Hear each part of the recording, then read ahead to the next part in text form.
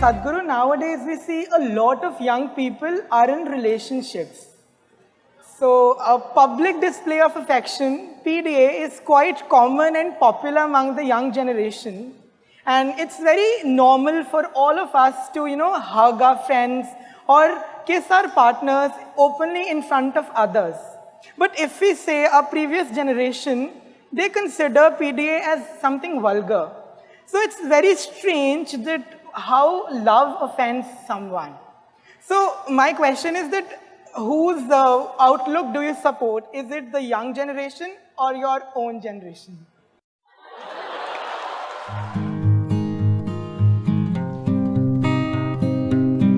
So, there are many aspects to this question. You said today young people have relationships. Unfortunately, you have come to a place where you think that a relationship means it must be body-based. There must be something biological involved. Biology is a part of our life. But the significance of becoming human compared to other creatures is, they are complete biology. We are only part biology. We have other dimensions to us. We have an intelligence, we have an emotion, we have a consciousness, which is of another dimension. Biology is only one part of us. If an earthworm says, I have a relationship and both of them tangle each other, I understand. If when a human being says, I have a relationship, it could be a friend, it could be a brother, it could be a sister, it could be a variety of relationships and also body-based relationships.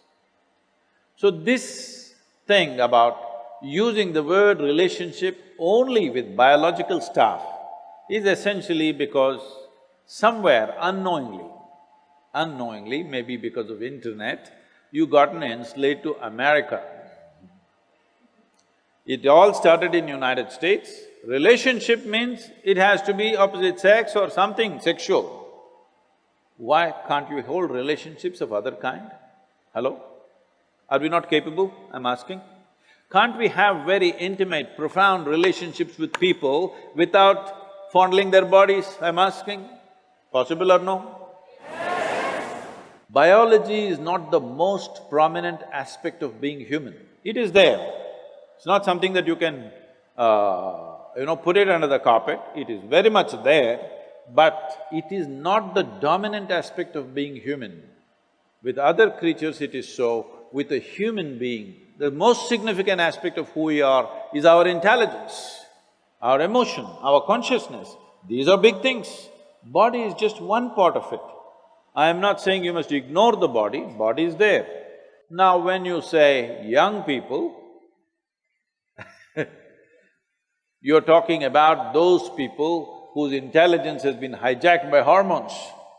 When you were 10 years of age, you looked at people, everybody was fine, they were quite okay.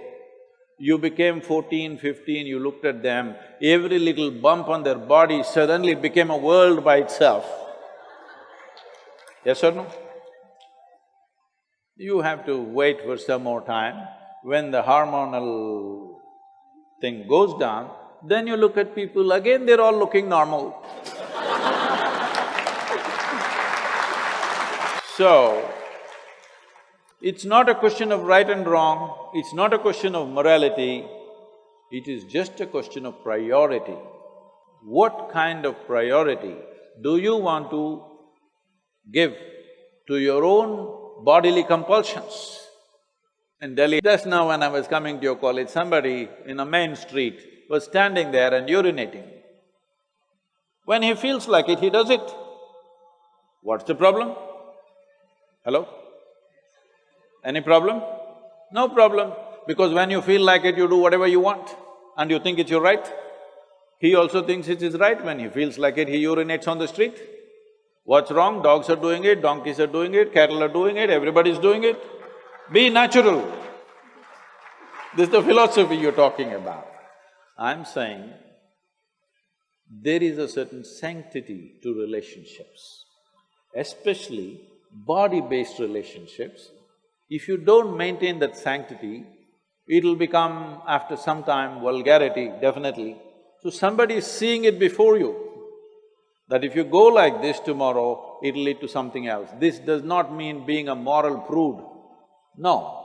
But if you don't maintain that sanctity, you will regret that how relationships will become, how much pain they can bring in your life later on, you will see. So you're talking about previous generation, I don't belong to that, nor do I belong to your generation, I belong to the future generations, that's why I'm like this.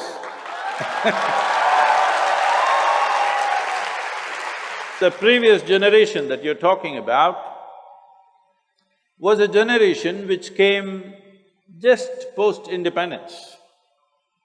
You must understand their reality. They lived as an occupied nation for a period of time. Some of them fought, others slinked around.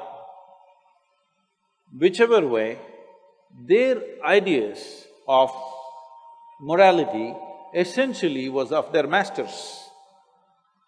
It is British prudery that they carried within themselves. Their idea of being right is that they must be in a straitjacket all the time.